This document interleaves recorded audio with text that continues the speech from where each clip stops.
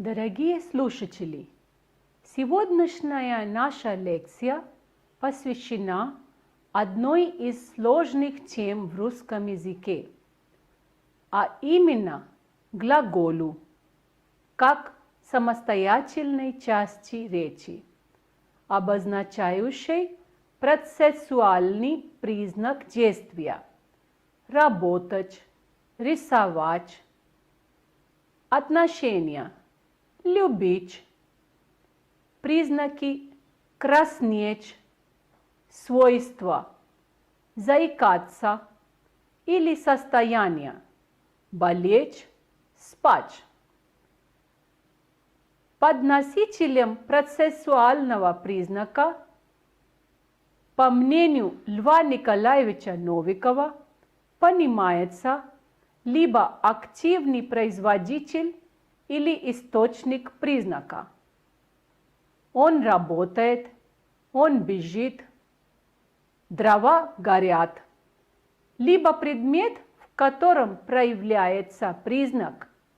Он болеет, краснеет, он весит 55 килограммов. При этом носитель процессуального признака может быть определенным лицом, неопределенным, обобщенным и другие. Например, он бежит, ему послали телеграмму. Любишь кататься? Люби и саночки возить. Давайте теперь, дорогие слушатели, обратим внимание на основные моменты нашей сегодняшней лекции. Первое. Что представляет собой глагол как часть речи? Второе. Какие признаки он обозначает? Третье. Подробно рассмотрим, что представляют собой переходность, непереходность, возвратность, безличность и вид. Четвертое. Проанализируем и непостоянные признаки, то есть неспрягаемые и спрягаемые глагольные формы. Пятое. Рассмотрим все морфологические категории глагола. Признаки глагола. К постоянным признакам глагола относятся следующие. Переходность, то есть глаголы бывают переходными или непереходными. Возвратность. Глаголы могут быть возвратными или невозвратными. Безличность. Глаголы являются личными или безличными. И вид. Несовершенного вида и двувидовые. К непостоянным признакам любого глагола относятся неспрягаемая или спрягаемая форма. Синтаксическая функция глагола. В предложении глаголы выступают в роли сказуемых. Студент пишет, или они являются частью сказуемого.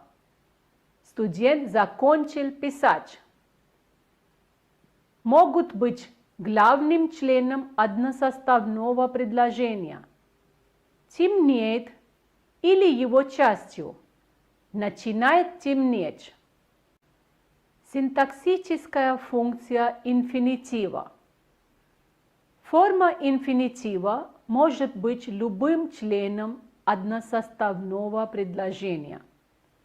Главным членом односоставного предложения в безличных инфинитивных предложениях, например, встать, сказуемым, а царица хохотать. Частью сказуемого студент начал танцевать. Подлежащим курить здоровью вредить. Определением. У нее возникло желание спеть. Дополнением. Я прошу вас подождать. Обстоятельством. Ребенок пошел гулять. Инфинитив. Инфинитив или неопределенная форма считается начальной глагольной формой, которой присущи все постоянные глагольные признаки, такие как переходность, возвратность, безличность и вид. И один непостоянный признак, заключающийся в том, что глагол стоит в неопределенной форме. Формальными показателями инфинитива являются суффиксы «ц», «ти», «ч». Например, мечтать, летать, путешествовать, брести, трясти, беречь, радоваться. Основа инфинитива – это одна из основ глагола, которая обычно, но не всегда совпадает с основой прошедшего времени. Например, жить – жила, привезти – привезла, но мести – мила. Переходность. Переходность – это способность присоединять к себе зависимое существительное в обвинительном падеже без предлога или родительном падеже с отрицанием или обозначающим часть от целого. Например, рисовать березу, не читать рассказа, не хочу чая. В остальных случаях глагол является непереходным.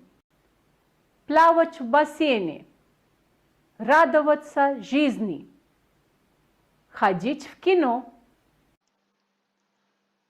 Возвратность. Практически все глаголы русского языка делятся на возвратные и невозвратные.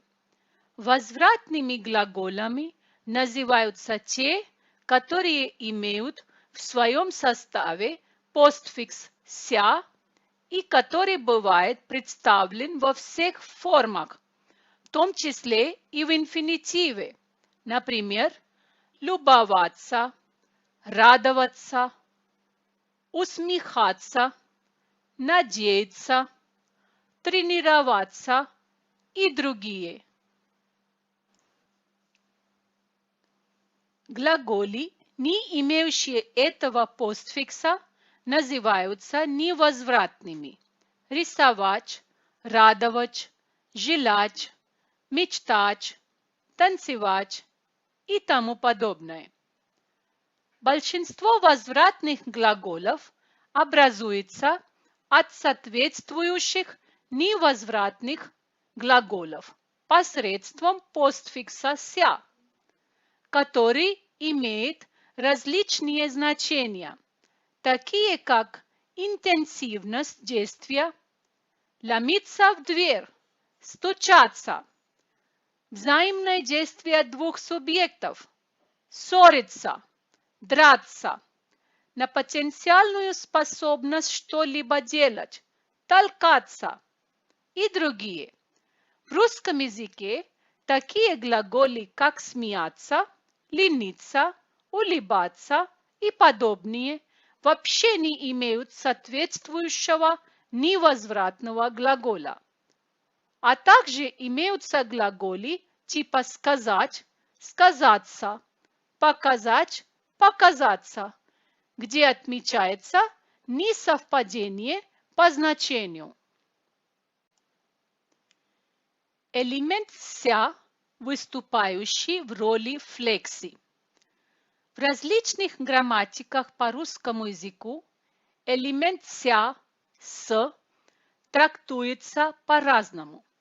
Чаще всего его называют постфиксом, отличающимся от суффикса и от окончания своим положением в слове.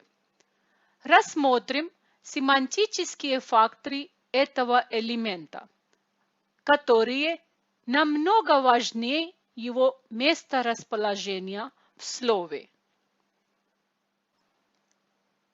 Как видим, в таких предложениях, как «дом строится рабочими», «задание выполняется студентами», элемент «ся» никакого нового дополнительного семантического значения, по мнению Милославского, не привносит, а лишь задает определенные формальные характеристики для выражения октантов. Следовательно, в этом случае «ся» выступает в качестве флексии, которая просто указывает на связь между словами в предложении. Следует обратить внимание на то, что в страдательных конструкциях, где «ся» является флексией, либо вообще не упоминается производитель действия, либо его можно только предположить. Следовательно, в пассивных конструкциях элемент «ся» всегда является флексией. Элемент «ся», выступающий в роли суффикса. Совсем другое значение имеет элемент «ся» «с» в предложении «занятия начинаются», где полностью изменяется семантика глагола, и в этом глаголе уже полностью отсутствует значение предполагаемого объекта, он превращается в обозначение действия, замкнутого целиком в самом субъекте. В данном случае элемент «ся» является суффиксом, так как он передает новое значение. Также суффиксом этот элемент является в таких предложениях, как «влюбленные целуются», где «ся» имеет значение «взаимность», или «собаки кусаются», где этот элемент обозначает свойства, но не действия и тому подобное. Другими словами, там, где элемент «ся» привносит какое-то новое значение, во всех тех случаях он является суффиксом. Сочетаемостные особенности безличных глаголов. Деление глаголов на личные и безличные зависит от того, могут ли они сочетаться с именительным падежом подлежащего. Личные глаголы такой способностью обладают. Например, начинается новый учебный год. Наступила настоящая золотая осень. Ребенок играет в парке. Безличные глаголы не сочетаются с именительным падежом существительного или местоимения, являющимися подлежащими. Что чаще всего обозначают безличные глаголы?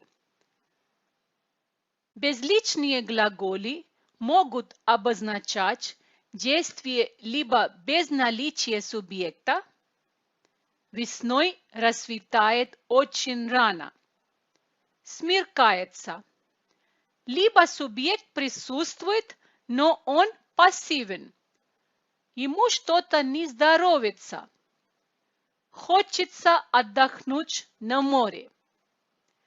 Безличные глаголы чаще всего называют явления природы. Например, расцветает, вечереет. Состояние человека, например, знобит, лихорадит. Значительно реже различные оценки, в частности, долженствования. Например, следует не огорчаться. Безличные глаголы выступают только в роли сказуемых в односоставных безличных предложениях. Например, мне не хочется ничего делать. Вид. В русском языке существует два вида глаголов. Совершенный вид СВ или несовершенный НСВ. Деление глаголов на тот или иной вид чаще всего проводится с помощью постановки вопроса. Что делать? Несовершенный вид. Что сделать? Совершенный. Глагол совершенного вида, выступая лишь во форме будущего простого времени, например, куплю, сходим, увидит, не имеет возможности обозначать действие в настоящем, так как у него просто-напросто нет соответствующих форм. Другими словами, совершенный вид глаголов никогда не обозначает действие или состояние в момент речи, а обозначает его либо в будущем, либо в прошедшем времени. Например, станцевал, привезли, отдал, позвонил и тому подобное. У глаголов же несовершенного вида представлены все три времени – прошедшее, настоящее и будущее сложное. Например, писал, пишу, буду писать.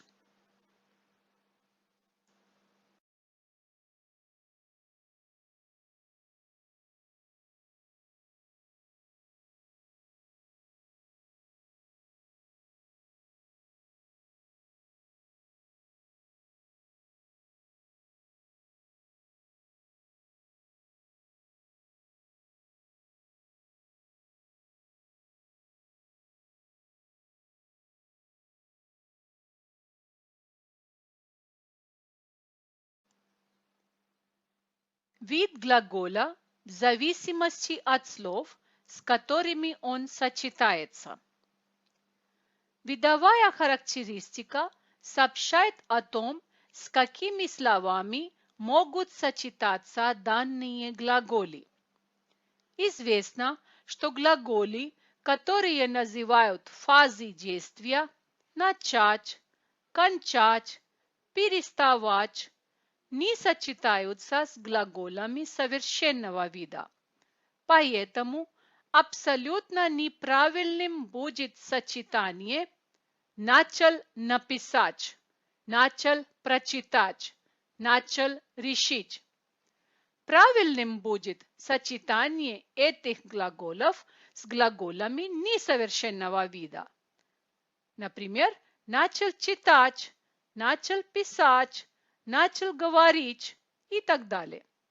Со словами, обозначающими регулярную повторяемость, каждый день, каждый час, ежедневно, ежегодно, всегда, иногда, редко, часто и тому подобное, также невозможно представить себе употребление глаголов совершенного вида.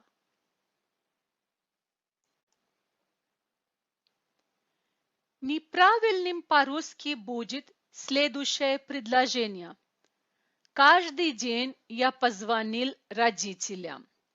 Правильно будет сказать, каждый день я звонил своим родителям. Кроме того, после некоторых слов или словосочетаний, которые выражают отрицательное отношение к действию, глаголы совершенного вида не употребляются. Например, не советую смотреть этот фильм. Но неверным будет предложение «не советую посмотреть этот фильм». Особенности глаголов совершенного и несовершенного вида. Совершенный вид глагола сообщает, что действие или состояние, которое он обозначает, либо совершилось один раз, например, поцеловать, позвонить, сказать и тому подобное, либо было результативным, дозвониться, выучить, написать и так далее. Эти две характеристики говорят о том, что действие, обозначенное глаголом совершенного вида, не может быть продолжено дальше. Оно уже совершилось. Оно, по словам Милославского, представлено как внутренне исчерпавшее себя. Несовершенный вид глаголов обозначает многократное действие, либо вообще ничего не сообщают ни о количестве действий, ни о результативности. Одновидовые и двувидовые глаголы. Наличие видовой пары характерно практически для всех глаголов русского языка. Но есть незначительная группа глаголов, которая не имеет видовой пары. Поэтому такие глаголы называют одновидовыми. Например, поспать, очутиться. Также встречаются и двувидовые пары, совмещающие в представленной форме значение обоих видов.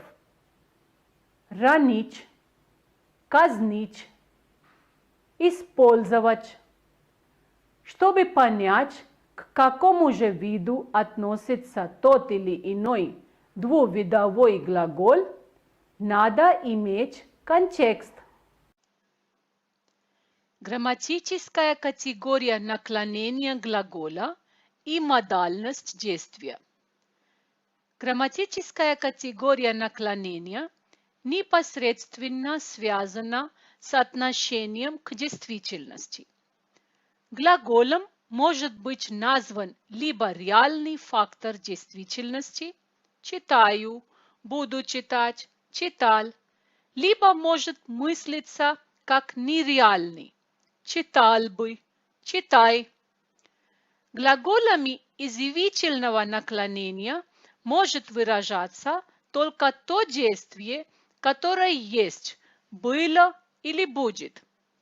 Для обозначения желательного или возможного действия необходимо использовать глаголы сослагательного наклонения. Приказ или побуждение к совершению какого-либо действия. Пиши, нарежь, уйди выражается глаголами повелительного наклонения. Окончание личной глагольной формы.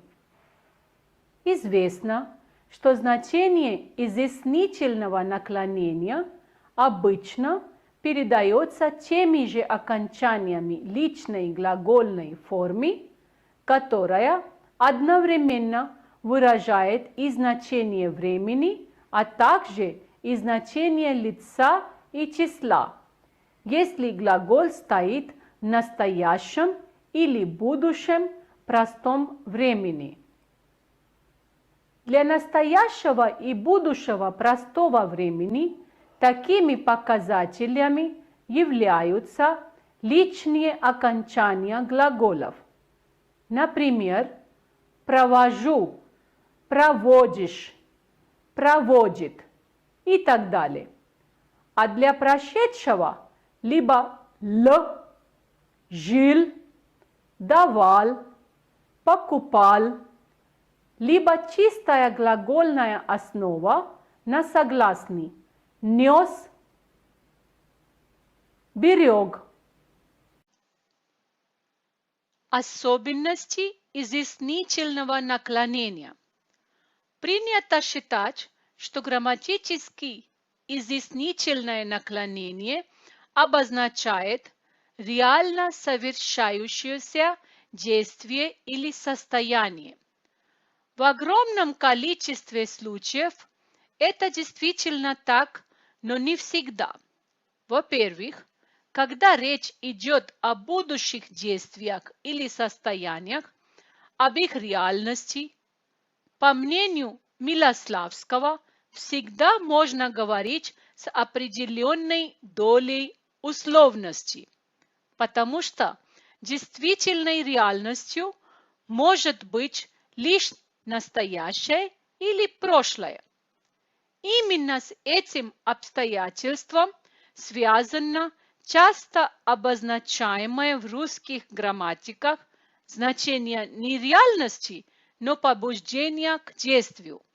У форм изъявительного наклонения второго лица, единственного и множественного числа будущего времени. Ты сходишь в магазин и скажешь там, что я нашел сумку и принес ее. Настоящее время. В русском языке представлено три времени: настоящее, прошедшее и будущее, которые, в свою очередь, делятся на простое и сложное. Настоящее время глагола говорит о том, что на действие либо совпадает с моментом речи, видишь, роза цветет, либо повторяется, он регулярно ездит на море, либо постоянно осуществляется. Единственная река Ангара вытекает из озера Байкал. Либо она указывает на то, что какое-то суждение верно. Чересчур любопытные люди быстро надоедают. Причем эти формы представлены только несовершенным видом глагола. Прошедшее время. Если действие предшествует моменту речи, то в данном случае используется прошедшее время глагола. Например, удивили, сказали, распечатали, переделали, исправили. Будущее время. В будущем времени глаголом обозначается действие, которое должно произойти после момента речи. Например, позвоню, позвоним, позвонят. Будущее сложное образуется при помощи глагола «быть» и инфинитива несовершенного вида. Буду звонить, будешь звонить, будет звонить и так далее. Категории лица.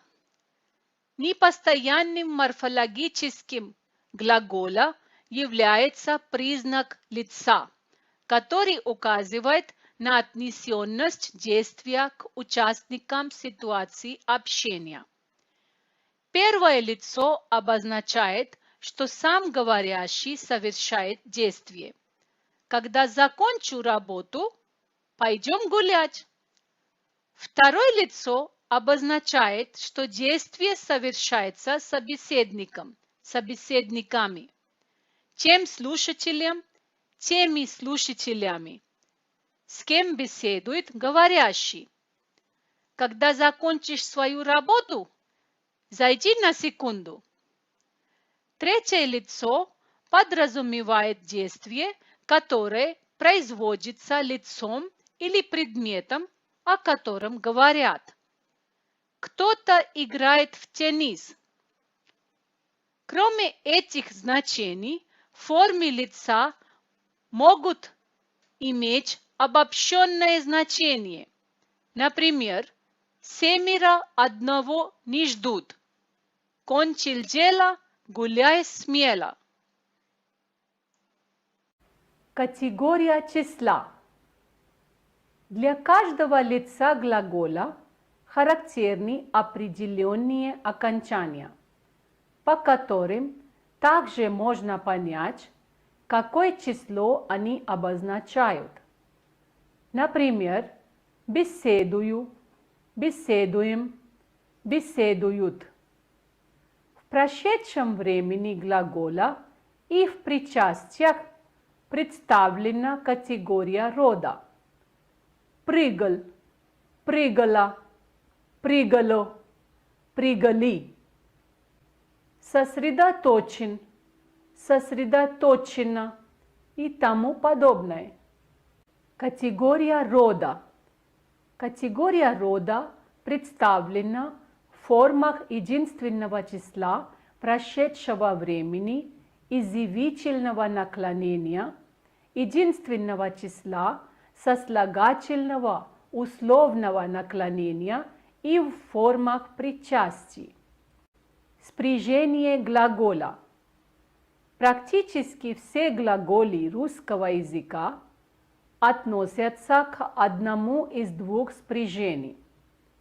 Отмечается немногочисленная группа разноспрягаемых глаголов и глаголов, которые спрягаются по особому типу спряжения.